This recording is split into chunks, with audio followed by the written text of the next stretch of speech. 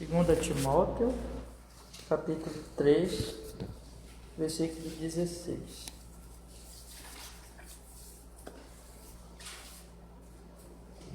Diz assim a palavra do Senhor.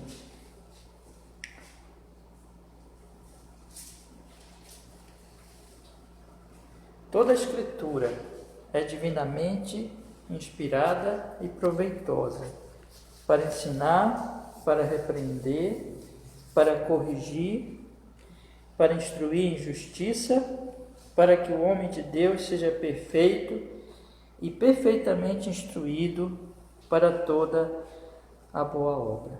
Amém. Vamos orar, irmãos. Senhor, estamos aqui em Cristo Jesus, Pai, para começar a estudar, Senhor, as grandes doutrinas da Tua Palavra, neste curso, meu Deus, curso bíblico, curso doutrinário.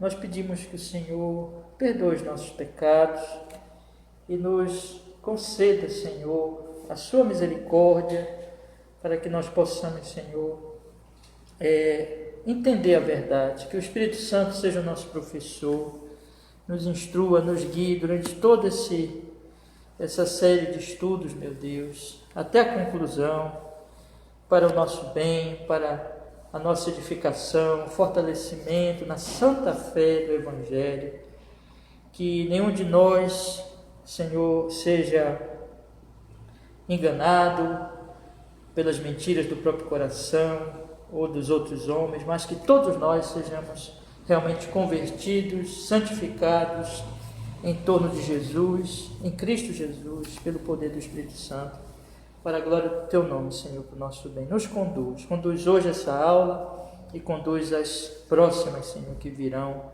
Em nome de Jesus, nós oramos assim, nós agradecemos e Te damos graça pelo privilégio de estarmos aqui para estudar a Tua Palavra. Em nome de Jesus. Amém e amém. Graças a Deus. Amém, meus irmãos. Pode sentar. Amém, meus irmãos. Nós vamos começar hoje, meus irmãos, estudar as grandes doutrinas da Palavra de Deus e baseadas, irmãos, principalmente na nossa confissão de fé, né? Eu passei o PDF lá no grupo, aí a gente depois vai acertar, né? Se quem quiser fazer um pedido, nós pedimos para a editora. Bora ver aqui quem tem, né? Acho que vocês dois têm já, né? Aí os irmãos não têm ainda, né? E aí a gente vai ver depois quantos vão querer a versão impressa, né? E a partir daí, então, nós fazemos um pedido unificado, né? Mas o mais importante é que vocês já têm o PDF e vocês já vão poder, então, ir lendo, estudando. E esse nosso estudo ele vai ser baseado realmente na nossa confissão de fé. É a nossa confissão de fé aqui da nossa igreja, né? Confissão de Fé Batista. Nós vamos usar aqui essa versão, que é dos Irmãos do Estandarte de Cristo, uma editora confessional. E nós vamos usar então a versão desses irmãos, seguindo os capítulos, explicando os capítulos, as doutrinas, procurando então dar a compreensão segundo a palavra de Deus, né? Nós acreditamos que a nossa confissão ela segue as Escrituras, é claro, avaliando tudo pelas Escrituras sempre, e assim ensinando as principais doutrinas, irmãos. Qual é o nosso objetivo nesse estudo, nesse curso bíblico? Então, esse aqui é uma classe de membresia, né? Uma classe de novos membros, digamos assim. Então, o propósito, meus irmãos, ele é duplo, na verdade. É um propósito de conhecimento mútuo. Os irmãos estão interessados em fazer parte oficialmente desta igreja. Isso nos alegra muito, né? Muito. Mas é importante nós entendermos duas coisas.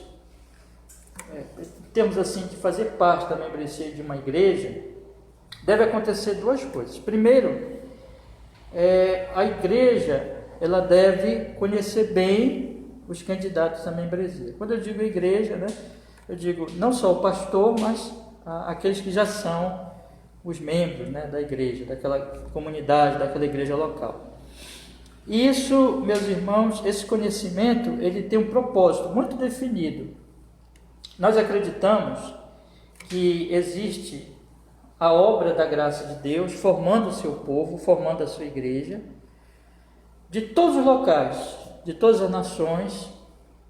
Nós entendemos assim, eu vou explicar ainda esse assunto mais na frente aí aos irmãos, mas já para vocês entenderem agora, dentro da teologia reformada, nós dizemos assim, existe a igreja invisível e a igreja visível, né? A igreja invisível é a igreja que só Deus conhece, é a igreja de todos os eleitos, todos aqueles que realmente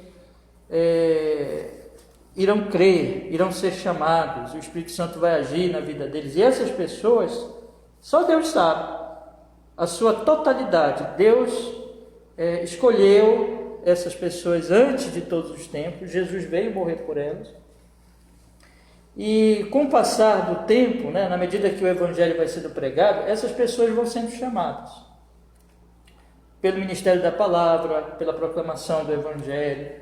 Então o Espírito Santo ele vai regenerando essas pessoas e trazendo para a fé em Jesus. E colocando essas pessoas na igreja visível. Veja só. Então, existe a igreja invisível, que só Deus sabe, só Deus conhece a totalidade dela, e só Deus realmente sabe quem é dele, de forma absoluta, né? Mas ele vai operando a formação das igrejas locais, que são as igrejas visíveis, que são as igrejas das cidades, dos bairros, né? São as igrejas, tem esse nome visível porque realmente nós podemos ver, nós temos comunhão, nós conversamos com os irmãos, nós cultuamos dominicalmente, né? E o Espírito Santo então vai formando essas igrejas. Essas igrejas, elas são um milagre. Então, meus irmãos, uma igreja cristã, uma igreja verdadeira, ela vai proclamar o Evangelho. A palavra de Deus diz que ela é coluna e baluarte da verdade, e na medida que ela vai proclamando o Evangelho, então o Senhor vai trazendo, conforme o finalzinho lá de Atos 2, é o Senhor que traz aqueles que se hão de salvar, então ele vai trazendo, e essa igreja então deve receber estas pessoas como membros da igreja local. E como é que elas vão fazer isso? Elas vão fazer isso observando, né, os frutos de conversão dessas pessoas. Porque, veja, é o Espírito Santo quem transforma os corações. E a obra no coração ninguém vê. Mas essa obra no coração, ela se manifesta em fruto. É como a árvore. Nós não enxergamos a raiz das árvores. Mas nós sabemos que elas estão saudáveis pelo fruto. E qual é a natureza da árvore? Pelo fruto. Então você sabe que quando dá laranja é laranjeira e assim por diante, né? Os fundamentos de uma casa ninguém vê também. Por exemplo, nós não vemos aqui o fundamento dessa casa, mas o fundamento é a parte mais importante.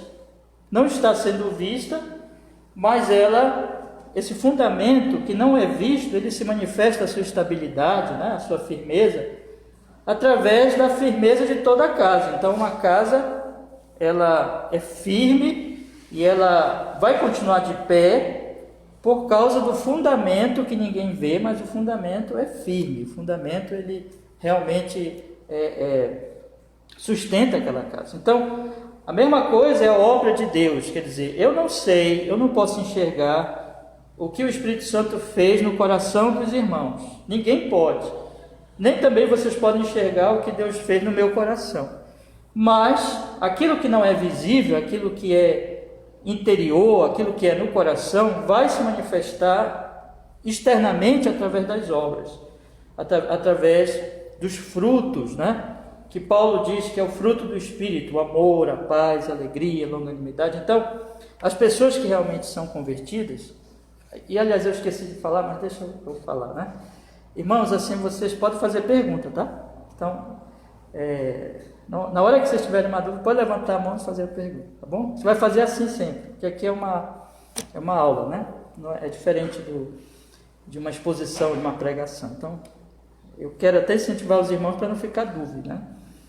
Então, se tiver já a dúvida aí, é só vocês perguntarem. Então,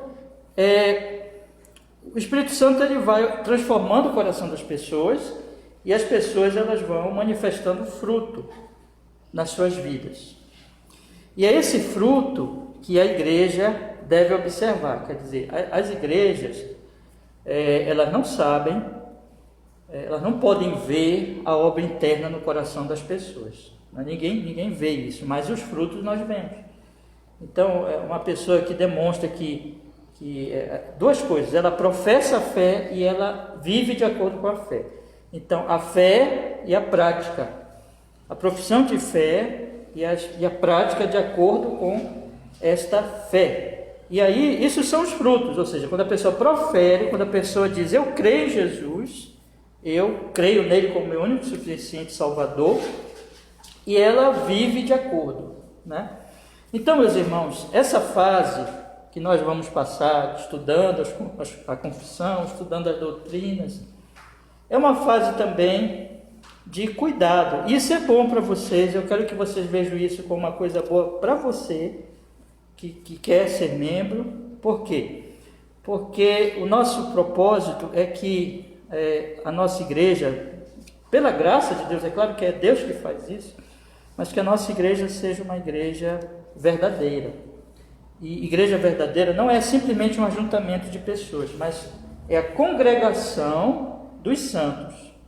E quem torna a pessoa parte dos santos, parte da igreja, né, é o Espírito Santo. Então, esse período é um período que nós vamos conhecer os irmãos, nós vamos conhecer a sua fé, a sua vida. E isso, meus irmãos, no final desse período, né, quando nós então fizermos a recepção dos irmãos, a igreja vai recebê-los com grande alegria, porque nesse período os irmãos, e eu acredito que eu já tenho convivido há algum tempo, né, com os irmãos, e eu tenho muita esperança de que será assim, né, pelo que nós já temos observado na vida de vocês, e que pela misericórdia e graça do Senhor, vamos continuar observando e que queremos muito recebê-los, então, mas é preciso esse tempo para nós conhecermos vocês, para nós termos, vamos dizer assim, aquela percepção de que realmente a pessoa creu em Jesus, a pessoa ama a Cristo e a pessoa realmente serve o Senhor Jesus e serve a igreja, vai amar a igreja de Deus, né? Então essa é a primeira questão, grande questão, é a igreja conhecer os irmãos que estão chegando, né? A segunda questão é os irmãos conhecerem a igreja, porque é um conhecimento dos dois lados, né? Então por isso que é bom esse período, por quê? Porque tanto a igreja conhecerá os irmãos, como os irmãos conhecerão a igreja. E eu quero ser membro de uma igreja. É muito importante que eu coloque diante de mim os critérios bíblicos para que eu busque ser membro de uma igreja segundo esses critérios. Por que eu devo ser membro de uma igreja? Qual é a igreja que eu vou ser membro? Por que eu vou buscar ser membro desta igreja aqui, por exemplo, e não de outra? Né? Existem certos critérios. E na medida que os irmãos amam Jesus e vão conhecendo as Escrituras, vão percebendo quais são os critérios de uma igreja bíblica, né? E aí é que está. Isso também é bom para quem está chegando, porque a pessoa que ama Jesus, ela quer uma igreja bíblica. Ela não quer somente se unir a um ajuntamento de pessoas que, por exemplo, é só um clube social, né? E as pessoas vão lá só para se divertir, para outra coisa que não seja para adorar Cristo, que não seja para servir Jesus. Então, ou por outro motivo qualquer. Então, quem ama Jesus quer uma igreja verdadeira. E aí, na medida que a pessoa vai compreendendo mais e mais o Evangelho e as doutrinas bíblicas, ela vai entendendo quais são esses sinais, vamos dizer assim, de uma igreja verdadeira. E assim como nós, como igreja, vamos conhecer os irmãos, eu quero lhes convidar também a vocês nos conhecerem. De que forma? Pelas doutrinas que nós cremos, por isso que nós queremos deixar bem claro aqui para vocês o que é que nós cremos. Nós não queremos que nenhum irmão fique enganado, ou vamos dizer assim, não saiba, né, o que é que essa igreja crê. Nós vamos procurar ser mais claros possíveis sobre o que nós cremos e sobre a nossa vida, sobre a nossa comunhão, sobre o nosso comportamento, né? Então, veja que esse conhecimento é bom e é importante tanto para quem recebe, no caso a igreja que vai receber, como para quem busca uma igreja bíblica. Por quê, irmãos? Porque nós não podemos, de maneira nenhuma, ser, vamos dizer assim, displicentes nas escolhas, não é? Até no que nós vamos comer, nós temos que ser cuidadosos. Você não come qualquer coisa, né? Você come a coisa que faz bem, que é bem feito, que é limpinho, né? E um alimento que você goste, não é assim? Então, o que dizer das questões espirituais que são eternas?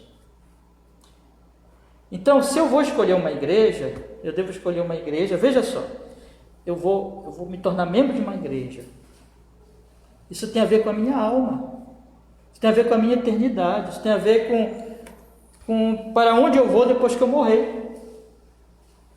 Isso tem a ver não somente com a minha alma, mas com as almas dos meus familiares, principalmente quem é pai, quem é mãe, ou quem pretende ser, né?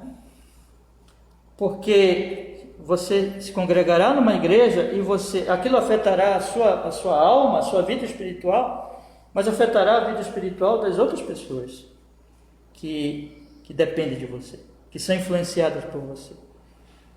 Então, as escolhas, irmãos, quanto mais sérias, quanto mais implicações elas têm, implicações em termos assim, quanto mais seriedade elas trazem em termos de consequências, mais eu devo ser criterioso nas minhas escolhas. Com quem eu vou casar? Eu vou casar com qualquer pessoa, né? Aonde eu vou trabalhar? Não vou trabalhar em qualquer coisa. Eu devo ser criterioso. Por quê? Porque essas coisas são importantes, essas coisas elas vão trazer consequências sérias na minha vida, na vida da minha família. E eu quero dizer para vocês que igreja, congregar-se, é uma das coisas mais sérias que alguém pode escolher. Então, meus irmãos, eu quero que vocês vejam isso como algo bom para vocês. Nós não queremos que vocês sejam enganados no sentido de, eu pensava que a igreja era assim, né? Ou eu pensava que a igreja acreditava assim. Não. Sejam criteriosos conforme as Escrituras e vocês nos conhecerão, vocês saberão que nós cremos e nós também vamos conhecer os irmãos e nós esperamos que no final, né, um aceite o outro, né? Ou seja, que eu acredito que assim será, né? Mas esse período é um período importante. Então eu queria dizer por que nós estamos fazendo isso? Por que nós não recebemos imediatamente todas as pessoas que começam a congregar conosco, a frequentar os cultos, né? Por causa desses critérios, por causa desse cuidado. Então, em relação à igreja, vamos resumir então. Em relação à igreja, a igreja tem que receber aqueles que são da igreja invisível. A igreja visível, que é a igreja local, deve receber aqueles que já são da igreja invisível, que já são da igreja no sentido espiritual, que já têm o Espírito Santo, e isso pelos frutos que essas pessoas vão manifestar. E aqueles que são já da igreja invisível, que são de Cristo, que já amam Jesus, eles quererão uma igreja que seja uma igreja verdadeira, que seja a expressão local da igreja invisível, da qual eles já fazem parte no coração. Entende? Então, isso é bom para todo mundo. Uma igreja que não tem critério nenhum para receber membros, já mostra sinais muito fortes de que não é uma igreja saudável, verdadeira, genuína. Se o interesse é só lotar o local de cultos e encher o local de cultos e fazer tudo para encher, isso já não é bom, já não é um bom sinal, né? Mas se o interesse é pregar o Evangelho e reunir o povo de Deus e edificar os santos, aí já é um bom sinal. E onde o Espírito Santo atua, essas coisas vão acontecer tanto da parte da igreja como da parte daqueles que buscam fazer parte, né, da igreja. Tá bom? Então, meus irmãos, diga. Uma dúvida. Se nesse período a igreja perceber que o irmão ou a irmã tem algum desvio no caráter cristão por a gente ter, como é feito? A igreja vai recusar a entrada? Como é feito? Tá. Olha, se por exemplo for constatado, né, observado que a pessoa ainda não é, vamos colocar assim, porque a coisa que para a pessoa não ser recebida é se ficar manifesto que ela não é convertida, né? Que ela não é convertida. Não é que ela não seja perfeita, porque ninguém é perfeito, né? Então tem aquela coisa assim, não procure uma igreja perfeita, porque na hora que você entrar nessa igreja, você vai deixar ela o quê? Imperfeita, né? Porque todos nós somos o quê? Imperfeitos. Então essa pergunta do irmão é muito boa. Então, se ficar evidenciado mesmo que uma pessoa ainda não é convertida, por exemplo, se ela acredita numa heresia, né? Se ela não acredita que Jesus é o Salvador, por exemplo, ou se ela não acredita numa doutrina essencial para o Evangelho, né? E aí é um motivo de a igreja não receber essa pessoa. Por exemplo, se ela acredita, se ela é uma herege, né? Então, for constatado isso pelo que a pessoa fala, diz, professa, aí a igreja vai falar claramente, no caso o pastor, né? Vai dizer, olha, irmão, não pode nem chamar de irmão, mas olha, meu caro, minha cara, né? Nós acreditamos assim, você não acredita assim, então o que é que nós vamos fazer?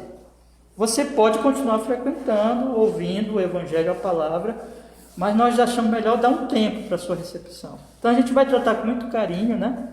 Com muito amor, mas a gente tem que fazer assim, entende? No caso de uma pessoa, por exemplo, coloquei aqui, né? Um caso assim de uma heresia mesmo e tal, né? Uma outra situação, um grave problema moral, vamos dizer, né? De prática. Vamos dizer que a pessoa ela vive no pecado e ela quer continuar naquele pecado, mas ela quer ser membro da igreja. Aí nesse caso, um pecado grave que ela comete, ela não quer largar aquele pecado, ela quer continuar, isso também é evidência de que ela não é regenerada, né? Ela pode até professar uma fé ortodoxa, ou seja, uma fé correta, ela pode até concordar com todas as doutrinas, mas a vida dela está dizendo, né, que se ela ama o pecado, se ela não quer largar um pecado, uma coisa grave, manifesta para a sociedade, para todo mundo, aí a mesma coisa, irmão. Aí nós vamos chegar para a pessoa e dizer, meu caro, né? Então olha, você pode continuar frequentando, mas é melhor nós darmos um tempo para... E o que pode acontecer, irmão Tiago? Pode acontecer que a pessoa depois, ela, por exemplo, no caso de ser uma herege, ela venha a ser regenerada pelo Espírito Santo, deixar aquela heresia, né? E numa outra vez ela entrar na igreja.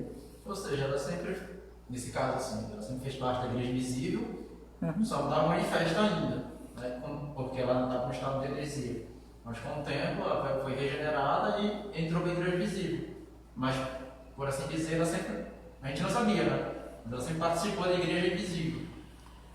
Nesse caso assim, por exemplo, a pessoa é herege, mas depois ela se converte, ela aceita a doutrina, ela passa a fazer parte da membresia da igreja. Aí eu quero dizer, olhando para a eternidade, ela sempre fez parte da igreja invisível. Só que ainda ela não havia sido manifestada, né? Não havia se convertido, não havia entrado na igreja, mas uma eleita, por assim dizer. Sim, entendi. Sim, no sentido de que ela sempre foi eleita, sim, né? Agora, em termos assim temporal, do tempo, né? Ela só passa a fazer parte mesmo da igreja invisível, né? Quando o Espírito Santo vai e transforma o coração dela, né? Nos conselhos de Deus, ela realmente, Deus já sabe, né? Deus já sabe, antes que nós nasçamos, Deus já nos escolheu. Mas em termos assim de tempo, ela, no momento que o Espírito Santo vai, regenera, dá fé, aí ela passa a fazer parte da igreja no sentido invisível, né? No sentido espiritual. Aí ela vai depois, nesse processo, como eu estou procurando explicar, ela vai fazer parte da igreja visível, que é a igreja local, né? Deu para o irmão entender? Deu? Então, é por aí, irmão. Então, esse período é exatamente um período de conhecimento. Tá, gente? Vocês têm alguma pergunta? Pode continuar? Pode? Então, vamos lá. Agora, irmãos, o que eu vou fazer? Essas aulas, elas vão ser 1 hora de duração, né? Tanto por causa da pandemia, né? Que a gente não pode ficar muito tempo aqui no local. Mas também por uma questão, vamos dizer assim, mais prática, em termos assim, de aprendizado, né? Então, nós vamos planejar para que as aulas sejam objetivas, né? Focadas naquelas doutrinas, naqueles pontos, e nós procuremos seguir aquele nosso planejamento que eu coloquei no grupo dos irmãos, né? Vocês estão lembrados, né? Então, ou seja, nós vamos ter as aulas aos sábados até o mês de junho, né? Mês de julho a gente dá uma parada, porque às vezes tem irmão que viaja, alguma coisa assim. Apesar de que esse ano está muito difícil, né, da pandemia, mas a gente vai colocar assim. E aí voltamos em agosto até dezembro. E aí tem a questão de fim de ano, e a igreja também faz, né, a confraternização, tudo isso.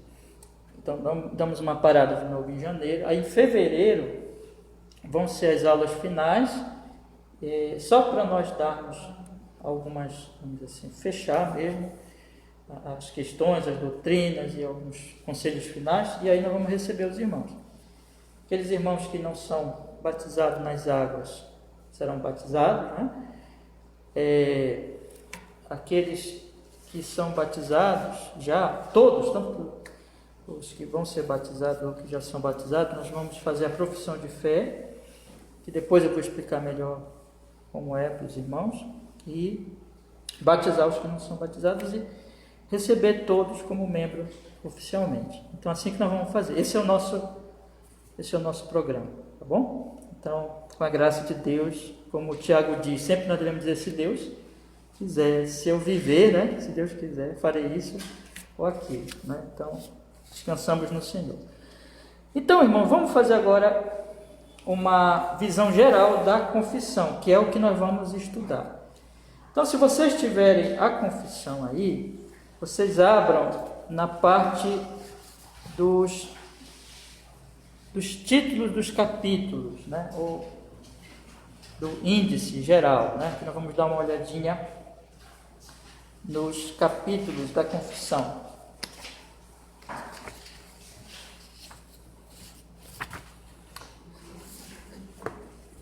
Deixa abertinho aí o PDF, né? Como vocês tiverem, ou livro impresso ou PDF. Mas eu me volto agora para o texto bíblico, o texto das Escrituras, que diz: toda a Escritura, o texto que eu comecei o estudo bíblico nesta noite. 2 Timóteo 3,16. Toda a Escritura é divinamente inspirada e proveitosa para ensinar, para repreender, para corrigir, para instruir em justiça, para que o homem de Deus seja perfeito, perfeitamente instruído para toda boa obra.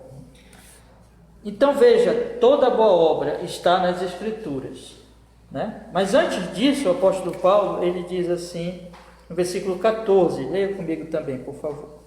Tu, porém, permanece naquilo que aprendeste e de que foste inteirado, sabendo de quem o tens aprendido, e que desde a tua velhice sabe as sagradas Escrituras que podem fazer-te sábio para a salvação pela fé que é em Cristo Jesus. Então, a Escritura, ela nos dá a fé e ela nos dá também as obras. Tudo o que nós precisamos saber para crer e toda a prática que nós devemos ter na nossa vida como crentes está onde? Nas Escrituras. Entende? Então, tanto a fé. Então, por isso que as igrejas protestantes, né? É comum dizer assim: a Bíblia é a nossa regra de fé e prática. A Bíblia, ela é a base do que nós cremos e a base das nossas práticas, das nossas obras. Então, meus irmãos, nós queremos começar com esse lema, vamos dizer assim, para que os irmãos, isso vai nortear todos os nossos estudos, ou seja, tudo que nós vamos tirar, tudo que nós vamos falar, tirar em termos de doutrina, de onde nós tiramos as nossas doutrinas, o que é que nós vamos falar, o que é que nós vamos ensinar. Pela graça de Deus, nós desejamos que seja tudo conforme as Escrituras. Tudo das Escrituras. Ela é a nossa base. Bom? Então, por isso que eu convido agora vocês, tendo esse primeiro princípio geral, eu convido vocês a olharem as doutrinas, porque as confissões reformadas, elas terão esse princípio, que é o princípio da reforma, um dos princípios da reforma, que é o sola Scriptura, ou seja, somente a Escritura. Somente a Escritura, ela é a base da nossa fé e da nossa prática. Então, todas as confissões reformadas, elas têm esse princípio básico. Elas tirarão a sua doutrina e a sua prática das Escrituras. A nossa confissão de fé, que é a Confissão de Fé Batista, de 1689, é a segunda, também chamada Segunda Confissão de Fé de Londres. O movimento batista, irmãos, a raiz dele está no movimento puritano, separatista, né?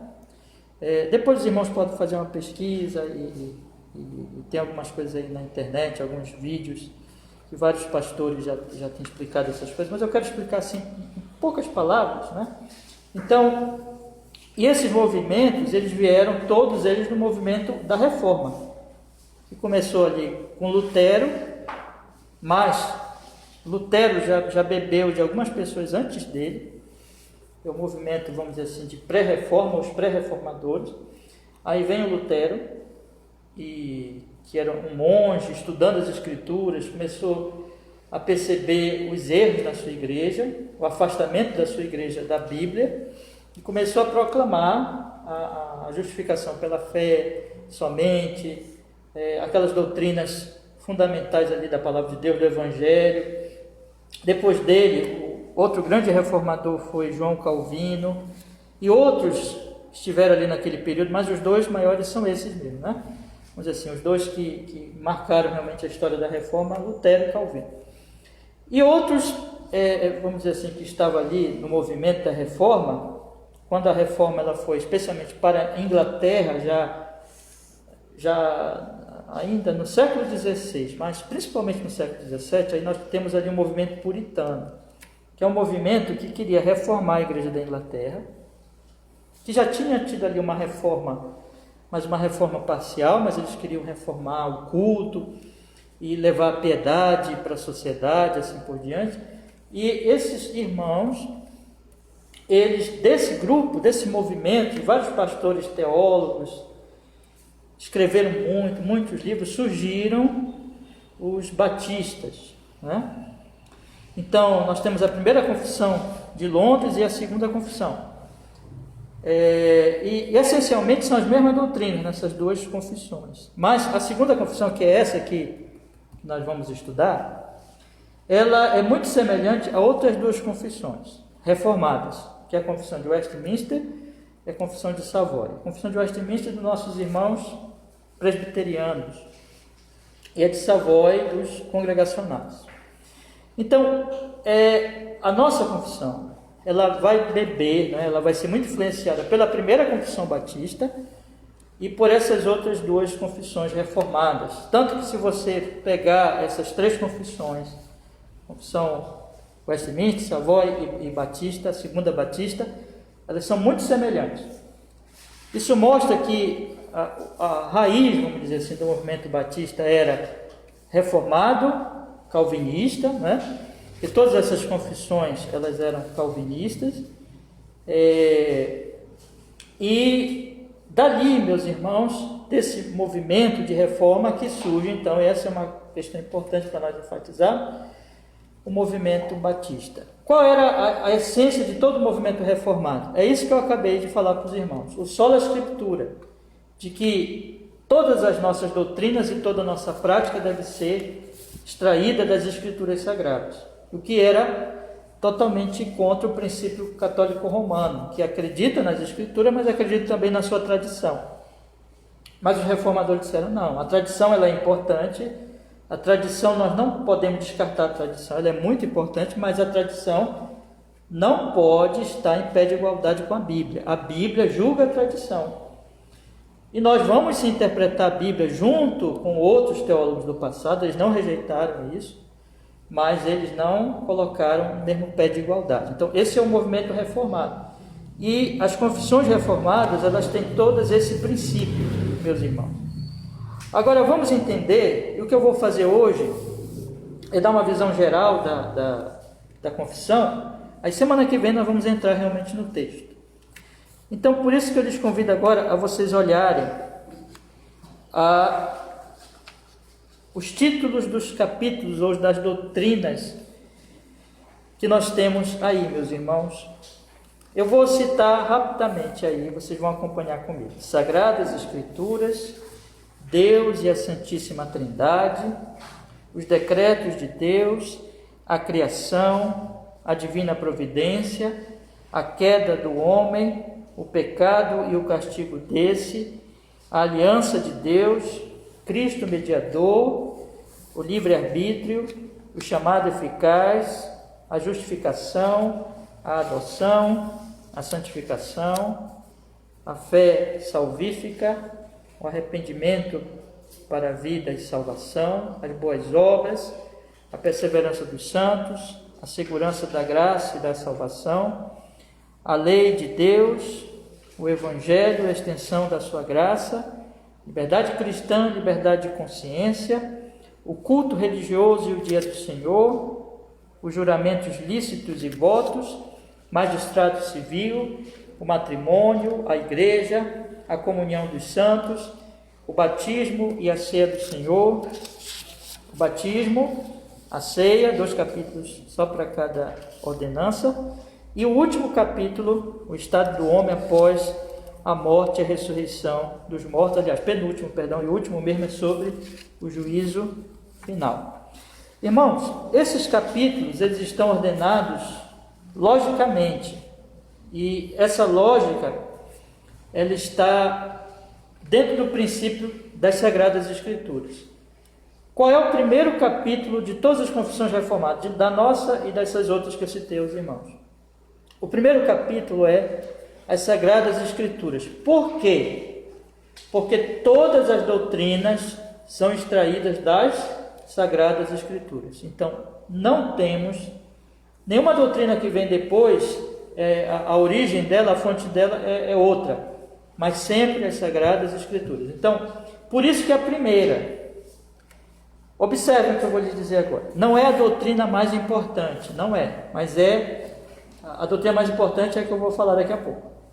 Mas ela é a base das outras doutrinas, é a fonte das outras doutrinas. Então, eu não tenho como saber essas coisas sem a Bíblia. Por isso que a ênfase é Escritura. Por isso que eu tenho que entender o que é a Escritura, a natureza da Escritura, como a Escritura se relaciona com outras supostas fontes, como ela deve ser usada por nós. Então, esse primeiro capítulo, semana que vem nós vamos começar a estudar, ele vai tratar só da Bíblia, só da Escritura Sagrada. Por quê?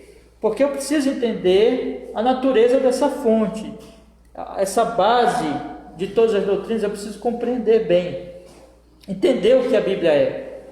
Então, é por isso que ela é a primeira.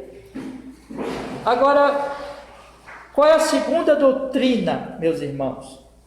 A segunda grande doutrina, em sequência, mas não a menos importante, na verdade a mais importante, é sobre Deus e a Santíssima Trindade. Deus e a Santíssima Trindade. Então aqui eu quero lhes dizer, qual é a doutrina mais importante de todas? É a doutrina de Deus.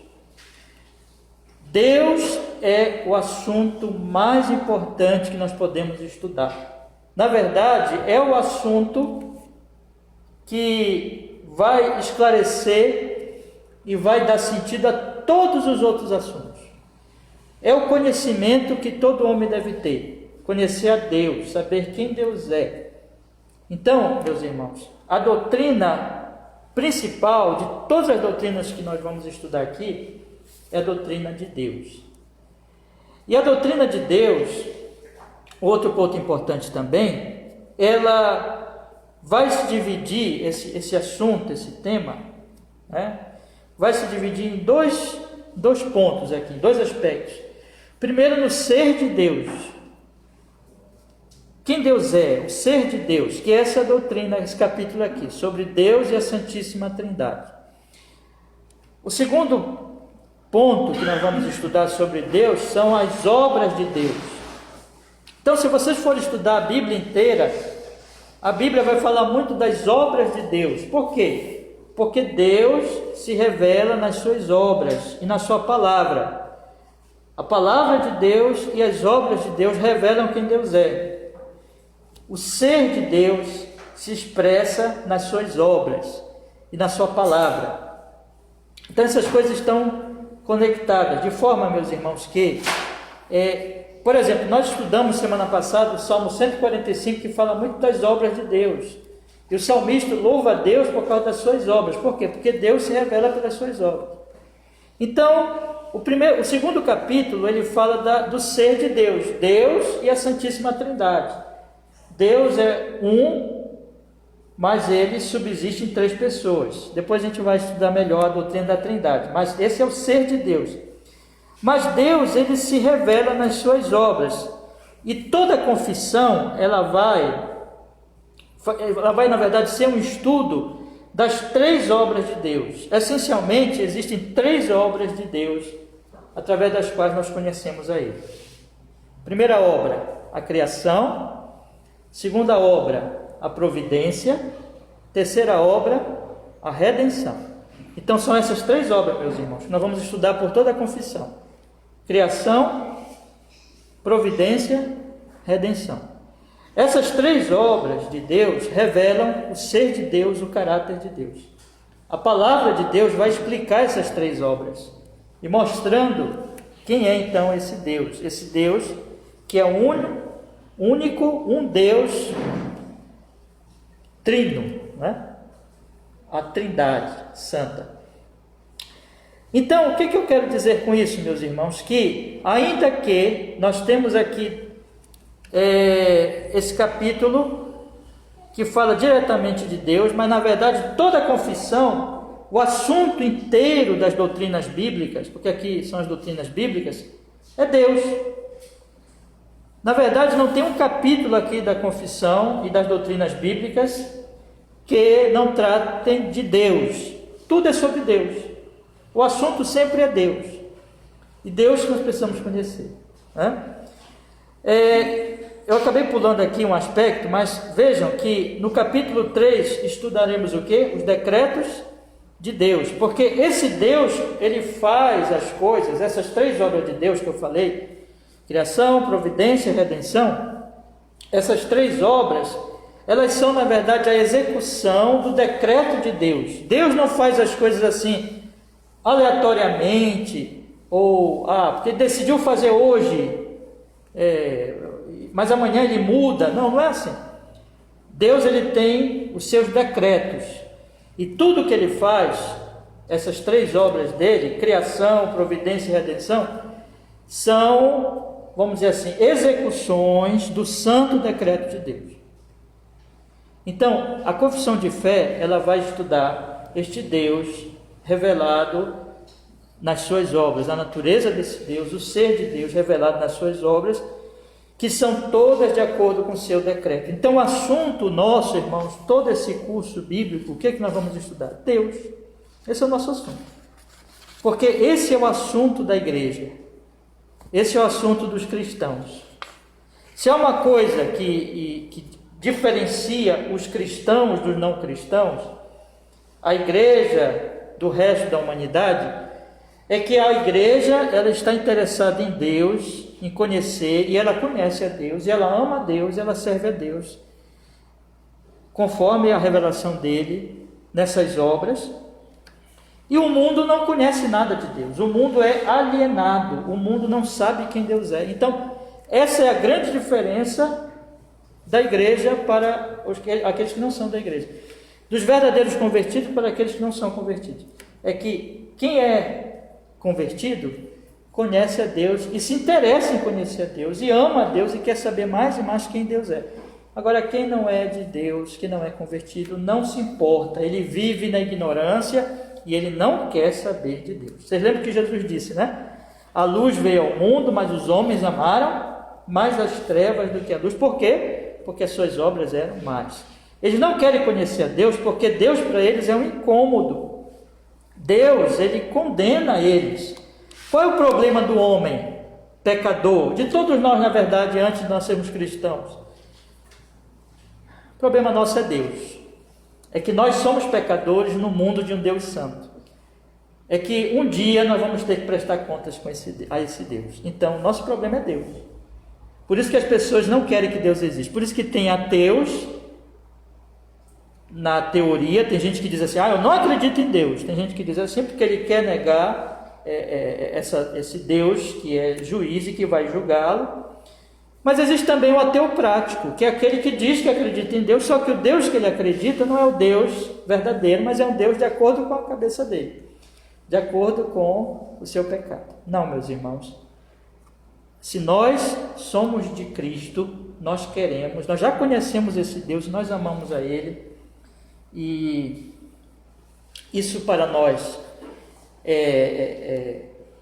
é algo que nos traz quebrantamento, porque nós ainda somos pecadores, nós estamos ainda em processo de santificação, nós vamos nos arrependendo, nós vamos chorando por nossos pecados, mas nós queremos ser santos, nós queremos agradar esse Deus, nós queremos ser usados por Ele para servir o nosso próximo. O mundo não vive isso, não sabe o que é isso. Bem, meus irmãos, continuando, tudo aqui é sobre Deus, só que vamos falar dessas três obras. Criação está aí no capítulo 4, providência está aí no capítulo 5, e a partir daí, redenção. Criação significa que Deus criou todas as coisas. Providência significa que Ele controla e sustenta o que Ele criou. E redenção? Redenção significa que Ele salva a sua criatura que o traiu, que se voltou contra Ele. Quem é? O homem. A redenção, então, ela é uma redenção da humanidade, mas é uma redenção que afeta todo o universo, porque quando o homem pecou, o universo todo foi afetado. Então, a Bíblia ela vai dizer que haverá uma redenção da humanidade, mas também haverá um novo céu, uma nova terra. E que nós estamos nesse momento, na era ainda, em que o pecado está aí afetando todas as coisas. Por isso que existe morte, sofrimento, dor, destruição, calamidade, pandemia. Por isso que a gente está de máscara, né? Por isso que existe esse perigo, porque tem pecado no mundo. Então, meus irmãos, mas haverá a redenção do universo. E Jesus vai reinar. Mas Ele vem para salvar o seu povo. E em tudo isso nós temos então que tratar do problema da humanidade. O problema da humanidade é o pecado. É a queda. E essas são as consequências do pecado, que estão no capítulo 6. mas nós temos a verdade de que Deus não abandonou a humanidade e se revelou a esta humanidade nas alianças. E é um assunto muito precioso e muito importante, que eu quero incentivá-los muito a estudarem, o aliancismo bíblico, que é um assunto tão consolador e tão importante. Mas com o tempo eu vou falando mais e até indicando livros para os irmãos lerem, tá bom? Mas nós temos aí que existe aliança através da qual o Senhor vem nos salvar por um mediador dessa aliança, que é Cristo. Capítulo 8. Somos pecadores, mas Cristo é o Salvador. Então temos aqui, irmãos, até o capítulo 8, a apresentação da queda do pecado e de Cristo mediador. A partir do capítulo 9, nós temos a aplicação desta redenção no indivíduo, no eleito de Deus. Então, esses capítulos que nós temos aqui, meus irmãos, o livre-arbítrio, o chamado eficaz, são aqueles capítulos que tratam mais diretamente da aplicação, ou seja, envolve até a pergunta que o irmão Tiago fez. Quer dizer que Deus, ele redime, mas essa redenção, ela é aplicada. E ela é aplicada, explicada melhor essa aplicação na doutrina número 10, que é sobre o chamado eficaz, que está relacionada com a questão do livre-arbítrio. O homem, ele tem uma responsabilidade, e quando eu chegar lá na doutrina eu vou explicar melhor, mas o Espírito Santo, ele vai agir nesse homem, de maneira que ele vai atrair esse homem para Cristo, que é aplicando Cristo na vida desse homem. Então nós temos aqui essas duas doutrinas. E aí, a partir de então, ele passa a usufruir dos benefícios da redenção, que vamos tratar então dessas doutrinas, que são os benefícios da redenção. Quais são? Justificação, adoção, santificação. Esses são os benefícios, meus irmãos, mas tem um outro ainda, que eu vou falar daqui a pouco, que é a glorificação. No momento que você crê em Jesus, você é justificado e adotado. E você entra no processo de santificação. Deus já está operando na sua vida. Você já foi justificado, você já foi adotado, você agora é um filho de Deus. Você é justo aos olhos de Deus pelo sangue de Jesus, mas você está no processo de santificação. A confissão, então, irmãos, ela vai, a partir do capítulo 14, ela vai explicar um pouco mais essas obras, esses benefícios e também da própria aplicação da redenção nas seguintes doutrinas: arrependimento para a vida e salvação, as boas obras, a perseverança dos santos, a segurança da graça e da salvação, a lei de Deus e os próximos capítulos todos. Esses capítulos aqui, veja que há uma ordem lógica que eles vão falar dessa aplicação e do efeito dessa aplicação da redenção na vida do eleito de Deus. Ele se arrepende, ele crê, ele passa a praticar boas obras, ele vai perseverar, ele terá segurança da salvação, ele terá certeza da sua salvação.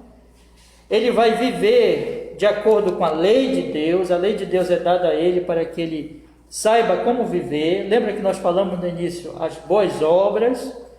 Ele vai compreender, meus irmãos, sobre que tudo é pela graça de Deus. E ele vai experimentar uma liberdade de consciência. Antes do homem ser convertido, o homem é preso na sua consciência. Ele não tem a liberdade cristã nem a liberdade de consciência. Mas a partir do momento que ele é convertido, ele é livre para servir a Deus. Ele não fica mais preso à vontade de homens, mas ele agora está livre para servir a Deus somente. É a Deus que ele serve. Isso é liberdade de consciência. Quando chegar lá nós vamos explicar melhor, mas tudo isso é efeito da redenção na vida deste homem. A partir daí, meus irmãos, este homem, ele não foi salvo para viver sozinho, mas ele foi salvo para compartilhar dessa salvação e dessa redenção com os outros que foram salvos, como também ele foi chamado por Deus para manifestar essa redenção, inclusive aos que estão fora da igreja. Então, esses próximos capítulos, observem: culto religioso, dia do Senhor, juramentos lícitos e votos, magistrado civil, matrimônio, igreja, comunhão, batismo, e 2 capítulos que tratam separadamente das ordenanças, batismo e ceia do Senhor. Vocês percebem que esses capítulos aqui têm a ver com a vida, vamos dizer assim, social do cristão? Que o cristianismo não é uma coisa individualista. Todos esses capítulos aqui, vocês podem observar que eu cultuo e eu guardo o dia do Senhor sozinho? Não, mas com a igreja. É o culto público, principalmente, que está em vista aqui. Juramentos lícitos e votos têm a ver com outras pessoas. Tem a ver com as minhas relações com outras pessoas. Magistrado civil, eu devo obediência ao magistrado civil porque eu vivo numa sociedade. E como cristão, eu devo ser o melhor cidadão do país. Então, a minha relação com o magistrado civil deve ser como um cristão, como alguém redimido. Matrimônio tem a ver com família. O cristão, ele tem a sua família. E ele se relaciona com a sua família como um cristão. Igreja é a comunidade dos santos, é a igreja local. E também no sentido, como eu falei no início, invisível, mas especialmente aqui está em foco nesse capítulo a igreja local, a igreja visível. Eu vou me relacionar com as pessoas. A comunhão dos santos nem precisa falar, tem a ver com relação. Eu tenho comunhão com os santos. O batismo e a ceia são ordenanças que eu participo com os santos. Inclusive, a igreja ministra a mim tanto o batismo como a ceia. Então, tem a ver com as minhas relações com as pessoas. Percebe, então, que o cristão, a redenção, não nos torna individualistas, egoístas, egocêntricos, mas nos torna o quê? Participantes de uma comunidade de santos que influenciará a sociedade, a família e a sociedade em geral. Então, é aquilo que nós poderemos lembrar de que Jesus disse que o cristão é o sal da terra e a luz do mundo, e o cristão, ele vive com aqueles que já são sal e são luz, e junto com eles que ele se torna o sal da terra e a luz do mundo, e não sozinho. E finalmente, meus irmãos, os 2 últimos capítulos, eles tratam do final mesmo, né? Por isso que é finalmente. Nós vamos morrer. Nós vamos morrer. Todo mundo vai morrer. A não ser que nós estejamos vivos quando Jesus voltar, né? Só nesse caso que não. Mas nós sabemos que vamos morrer. A nossa vida nesse mundo vai se extinguir. E a Bíblia, ela fala sobre o que vem depois da morte e também sobre a ressurreição dos mortos. Mas nós sabemos que não somente eu vou morrer, não somente a minha vida terá um fim, mas também o mundo terá um fim. Isso aqui vai acabar, isso aqui vai passar. Isso aqui não é para sempre. Esse mundo de pecado, de morte, de dor, de sofrimento, não é eterno. Esse mundo vai desembocar num juízo final. Deus vai chamar as suas criaturas racionais para juízo. Quais são elas? Anjos e homens. E Deus vai julgar anjos e homens. Mas em Cristo Jesus, nós já fomos o quê? Justificados. Então, esse juízo final não deve nos trazer temor, mas esperança, porque na verdade nós sabemos que lá nós temos o advogado, que é Jesus. Então, meus irmãos, perceba a ordem lógica. Todos esses capítulos tratam de Deus. A base é a Bíblia, a palavra de Deus. A doutrina principal é o ser de Deus e as suas obras. Quais são? Criação, providência, redenção. E tudo aqui tem a ver com isso. tem a ver com Deus, com seu ser, com suas obras. A redenção em Jesus, a obra do Espírito Santo na nossa vida nos chamando, a aplicação dessa salvação e os benefícios dela, e como tudo acontece com o indivíduo, tudo tem a ver com a nossa redenção para nós nos voltarmos para Deus e para nós amarmos a Deus em Cristo. E que nós fazemos parte de uma comunidade de santos, a comunhão cristã, que é a igreja aqui, para, junto com esses irmãos, adorarmos a Deus, influenciarmos uma sociedade que está caída para levarmos a eles o conhecimento de Deus. E nós vamos morrer para estar com Deus. Lembra que Paulo diz, para mim o viver é Cristo e morrer é lucro, e um dia eu vou ressuscitar.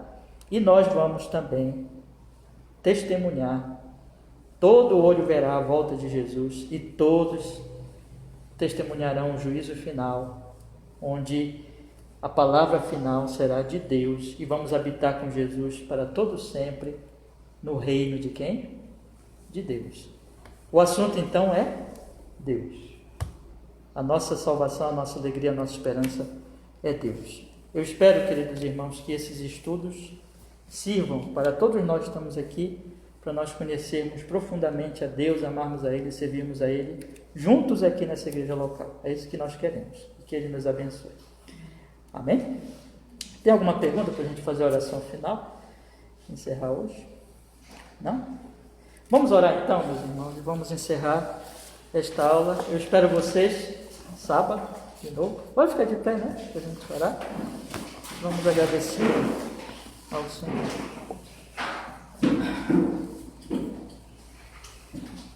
Senhor, nosso Deus, queremos agradecer pela oportunidade que nós tivemos esta noite de estudar, começar a estudar um pouco da Sua palavra, Senhor, dessas doutrinas, santas doutrinas do Evangelho. Senhor, nos ajude. Perdoe as nossas faltas e nos conceda a graça, a bênção de nós entendermos essas doutrinas preciosas, que são, na verdade, doutrinas sobre o Senhor, verdade do Senhor, e assim te conhecer, te amar e te servir cada vez mais em Jesus, amando a igreja e amando a humanidade, servindo aos homens, levando a eles o Evangelho. Oramos assim, que o teu nome seja glorificado. Abençoa muito os meus queridos irmãos que estão aqui e a mim. Nos ajude, nos dê graça para que toda essa jornada seja uma jornada de conhecimento de Deus, do Senhor, de fortalecimento no amor ao Senhor e de amor uns aos outros. Que esse grupo se conheça, se ame e conheça também e ame a igreja aqui local e nós juntos possamos, nos anos que virão, se assim o Senhor permitir, servir ao Senhor, servindo uns aos outros no Senhor Jesus. E este bairro aqui, Senhor, em honra e glória ao teu nome. Assim nós oramos e assim nós agradecemos em Jesus. Amém e amém. Amém, meus irmãos. Boa noite então, meus irmãos.